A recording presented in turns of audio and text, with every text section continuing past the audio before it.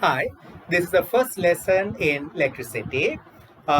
This lesson mainly focused on Edexcel, Cambridge, and International Baccalaureate syllabuses. Okay, the first simple topic in electricity is electric current. What is electric current? The rate of flow of charge. So, rate of flow of charge does not mean the charge should flow through a wire. The charge can flow anywhere, even through space or even through air. Say, for example, during lightning, charges flow through air, and that causes electric current. Due to that electric current, it produces electromagnet. Okay, you would have noticed during lightning sometimes your trip switch falls because the reason that electric current, that during the flow of charge it creates electromagnet. So when that electromagnetic field interacts with your trip switch or fuse, it falls down, is it? So electric current is defined by the following equation. That is, electric current is defined as rate of flow of charge, that is the amount of charge flown per second. So we can say charge flown divided by time taken. So the notation electric current denoted by capital I, charge capital Q, and time T. So from this I can get a first equation in electricity, Q equal IT. The unit of charge, it's coulomb denoted by capital C. Unit of time is second. So the unit of electric current according to this definition will be coulomb per second. Okay, so coulomb per second is called 1 ampere. So coulomb per second is defined as 1 ampere. Ampere is a base unit, you know that. Okay, so the unit of electric current according to the definition is coulomb per second, but it's defined as 1 ampere, and ampere is a base unit, and electric current is a base quantity. So we got the first equation in electricity, and we'll do a simple question based on this equation. Okay, so this is the first question. A simple question says current flown through a filament bulb is 2 amperes, and the bulb is used for 30 minutes. First part, find the amount of charge flown through the filament or bulb during this 30 minutes. So simply we can answer like this: Q equal IT. So the first part, Q equal I times T. We know the current, that is 2 amperes. The time should be in seconds, so 30 minutes into convert to seconds, 60. So solve it, you will get the answer 2 into 30 into 60. That will be 3600 coulomb. Okay, second part, find the number of electrons flown through the filament during this time. We know that charge of an electron is negative 1.6 10 to the power minus 19 coulomb, but when we do calculations, we don't consider the sign. Okay, so how many electrons flown through the filament during this time? So how can we find it? This charge must be divided by charge of an electron, is it? So number of electrons flown, I call it as N. That is 3600 coulomb is the total charge flown during 30 minutes. One electron carries this amount of charge. So how many electrons flown? Divide by 1.6 into 10 to the power minus 19. So if you divide 3600 by 3600 divided by 1.6 into 10 to the power minus 19, that will be 2.25 10 to the power 22 electrons flown through the filament during the 30 minutes. Okay, so simple question. Okay, so we should know two different new words compared to IGCSE. First one is charge carrier density. Okay, when we think about a material, say for example copper or aluminum, a conductor or even a semiconductor, the current flow is due to the flow of delocalized electrons, that is due to the flow of free electrons. So the electrons in the last orbit of an atom can flow from one atom to another atom. So that is called free electron or delocalized electron.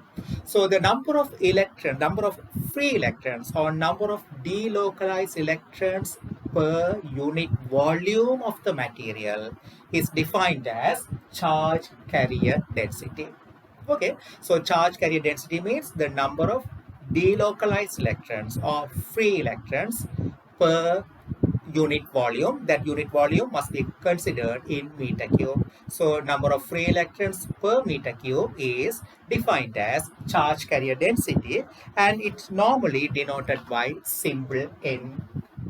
So the unit of charge carrier density is per meter cube. Say for example, when you think about a copper conductor, so it consists of almost 2 point, so the free electrons, delocalized electrons of, say for example, of semiconductor. For a semiconductor, we can say that is around 7 into 10 to the power 23 per meter cube. Anyway, just I gave an example. I didn't say the name of a semiconductor. So semiconductors have less number of delocalized electrons. We'll come to that point later. But the unit should be per meter cube. So N of a semiconductor, this much of free electrons per meter cube. Okay, so unit is per meter cube, number of free electrons per meter cube. Okay, next thing is drift speed. You know, when electrons, these delocalized electrons flow through a wire or material, they don't travel or they don't move on a straight line. They will have several collisions with the atomic planes, or they can have collisions among the electrons. So their velocity will continuously change. The instantaneous velocity will continuously change. So drift speed means the average speed. Say for example, if you think about a wire, so when an electron moves through the wire, it will move from here, then here, it have a collision, then it will move from here, like that. It will move on different zigzag paths. Okay, that's the way the electron will move due to collision with the atomic planes and also due to collision with other electrons. So the drift speed means the average speed. The length of the wire, if I say L, and the time taken by the electron, by an electron to travel from here to here is T. The drift speed, normally denoted by V. Some books they use VD, but in your syllabus they use just V. That is given by L over T. So what is drift speed means? The average speed. Average speed. Actually, you know, those electrons are dragged by the electric field when you connect a wire to a power supply. Electric field will be developed inside the wire. So that electric field drifts them, pull them, right? So anyway, we don't need electric field in unit 2, that is in unit 4 for Edexcel students. Anyway, drift speed means average speed because they don't travel on straight line. Due to continuous collision, their instantaneous velocity will continuously change. Okay, so you should know the meaning of charge carrier density and the drift speed. Drift speed is denoted by V. Normally we use the unit meter per second, the unit of drift speed. Okay, so next thing is transport equation, an equation that relates current flow, charge carrier density, area of cross section of a wire, and the drift speed. Okay, so here we assume the wire is a model we use. You know, in physics we mostly use a model, right? Different concepts, we use different models. So here we use the wire is completely filled with free electrons, right? That's the way we take assumption and derive this equation. So imagine like through a pipe or hose pipe, water flows like that. Electrons are flowing through the wire, right? We assume like that. So the charge carrier density of this particular material, you know, charge carrier density is constant for a particular type of material, right? For a particular type of material, charge carrier density is constant regardless of the shape of the material. Charge carrier density is constant for a particular type of material. So okay, we'll assume the charge carrier density of this material of wire is N. So the area of cross section of the wire is A. And the drift speed of the electrons, that's average speed of the electrons, is V. All the electrons will have the same average speed, same drift speed for all the electrons, right? So if you think about that way, during unit time, during 1 second, the length of electron column which comes out through the wire. Imagine like through a pipe, water is flowing. Imagine through a pipe, water is flowing. If you think like that, the amount of electrons, the total amount of electrons, total number of electrons coming out through the wire, or total length of the electron column. Think about the length of the electron column which is coming out through the wire during unit second is V. because drift speed is V. Compare it with a hose pipe through that water is flowing. Unit 1 in Edexcel, you learned that. If the speed of the water through the wire is, for example, 2 meter per second, during 1 second, the length of the water column coming out through the pipe will be equal to 2 meter. Same way, here we take the drift speed of the electrons is V. So during 1 second, the length of the electron column comes out through the wire will be V. Okay, so the area of cross section here is A. So what volume of electron column coming out, through the wire will be equal to length of the electron column into the area of cross section. That is the total volume of electron column coming out through the wire per second. But in 1 unit volume, the number of electrons is N, that is the charge carrier density. Number of electrons per unit volume is the charge carrier density, that is N. So what's the number of electrons coming out through the wire per second?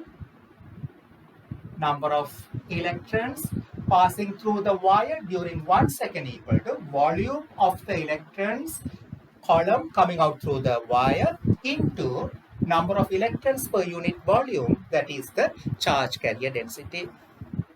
Okay, so what is the amount of charge flowing through the wire per second? Charge flown through the wire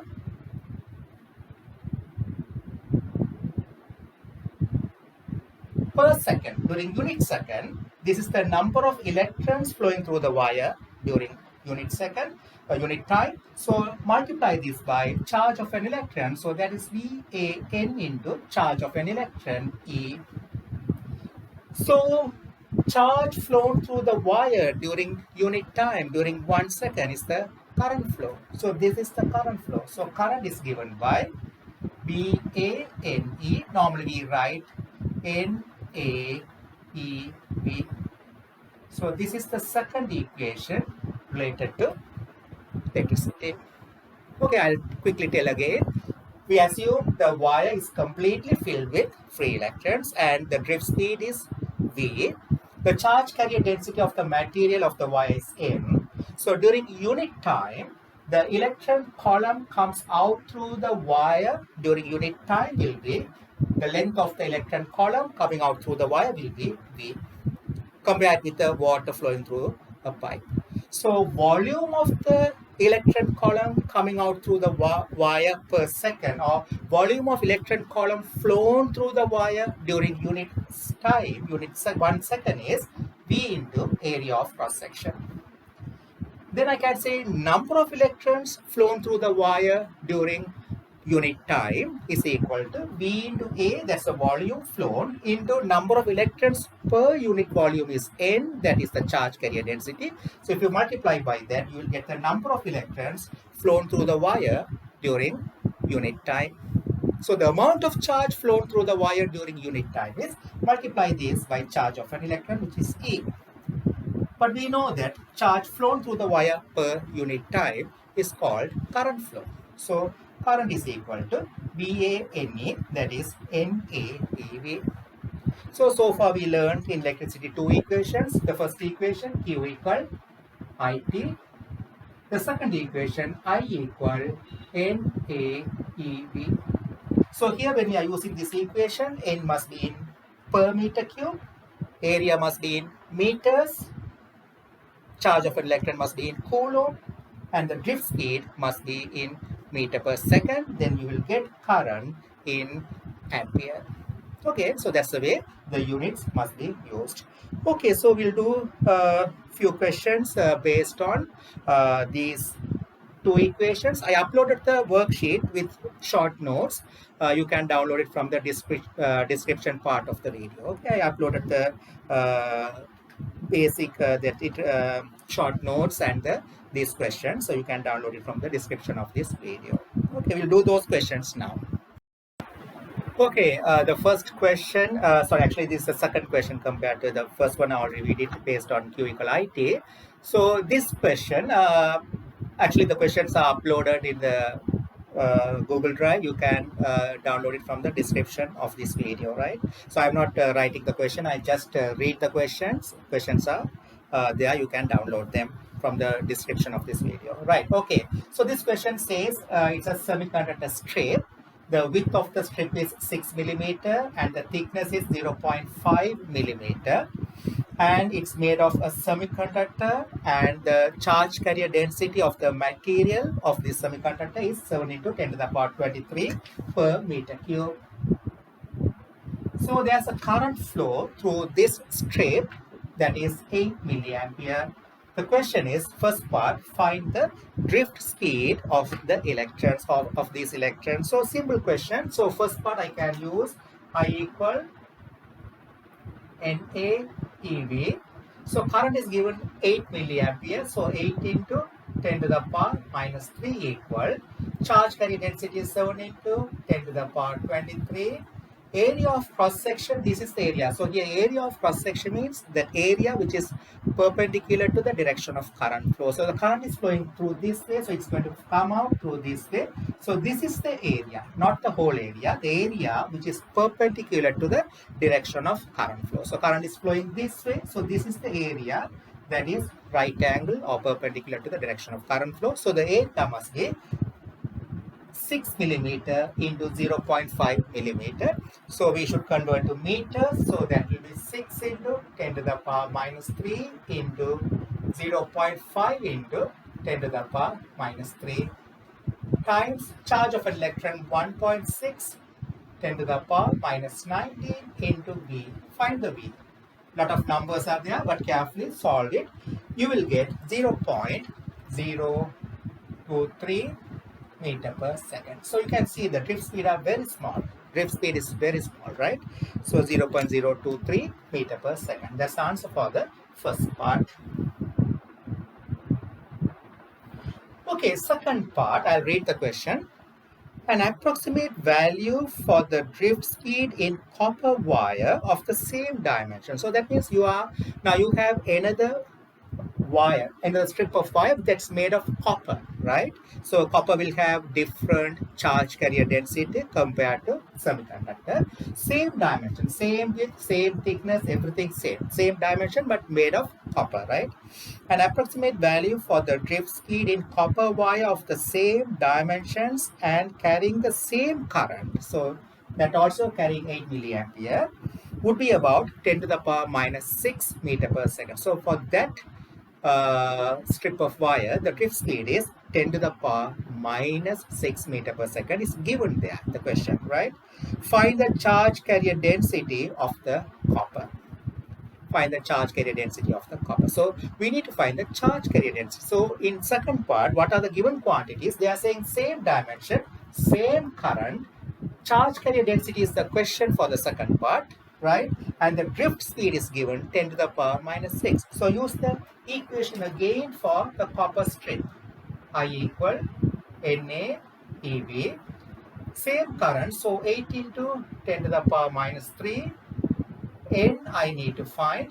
Area of cross section same because same dimension they are saying. So 0.5 into 10 to the power minus 3 into 6 into 10 to the power minus 3 into 1.6 10 to the power minus 19 charge of an electron. Drift speed is given in the second part, that is 10 to the power minus 6. Solve it and find the charge carrier density.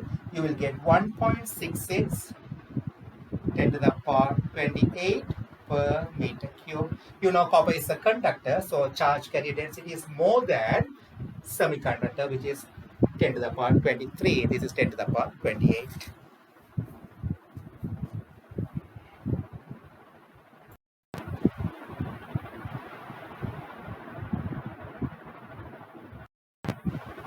Okay, so the second question, you can download the questions from the description of this video. So I'm not writing it, I'll read the question. The second question, Io. So that's the name of a moon, right? So Io is one of the Jupiter's moon. Io is one of the Jupiter's moons. Some electrons released from the volcanic surface of Io has an average velocity of 2.9 into 10 to the power 7, right? 2.9 into 10 to the power 7 meter per second. So the electrons are flowing from, this is Io, one of the moons of the Jupiter. This is the Jupiter. So the electrons are flowing from Io to Jupiter at this average velocity. And the distance between the Jupiter and Io, so the distance between the Jupiter and Io, that is 4.2 10 to the power 5 kilometers. So first part, find the time taken for these electrons to reach the Jupiter. So find the time taken for these electrons to reach the Jupiter. So that is nothing actually. We can find the speed equal distance over time we can use. So we know the average speed is given 2.9 10 to the power 7. Distance 4.2 10 to the power 5 kilometer. Convert to meter. 4.2 10 to the power 5 into 10 to the power 3 divided by t. So find the time. So the time will be 14.48 seconds. So that's the average time taken for the electrons to reach Jupiter from Io, the moon. Second part, in this way, a current of 3 into 10 to the power 6 ampere created. So, I told that whenever there's a flow of charge, even the charge need not to be an electron, any charge, the rate of flow of charge causes current, right? So, they are saying there's a current flow 3 into 10 to the power 6 amperes of current between Io and Jupiter. Calculate the number of electrons that arrive at Jupiter every second. So the current flow is given, right? Second part, the current flow is given, that is 3 into 10 to the power 6 ampere. That means I can say this much of 3 into 10 to the power 6 coulomb per second. How many electrons arrive Jupiter every second? So every second, 3 into 10 to the power 6 coulomb charge is reaching the Jupiter every second. So how many electrons are reaching? So it's an old past paper question from Edexcel. So the charge of an electron is given in the data sheet. We know charge of an electron is 1.6 10 to the power minus 19. So how many electrons are reaching Jupiter every second means I can find by dividing this 3 into 10 to the power 6 divided by charge of an electron gives the number of electrons reaching the Jupiter every second. That will be 1.875 10 to the power 25. That's the number of electrons reaching the Jupiter every second. Okay, so that's the end of first lesson. So in first lesson, we learned two equations, Q equal IT and I equal NAED. We'll use these equations later in the second, third, and the following other lessons also. Okay, right, bye.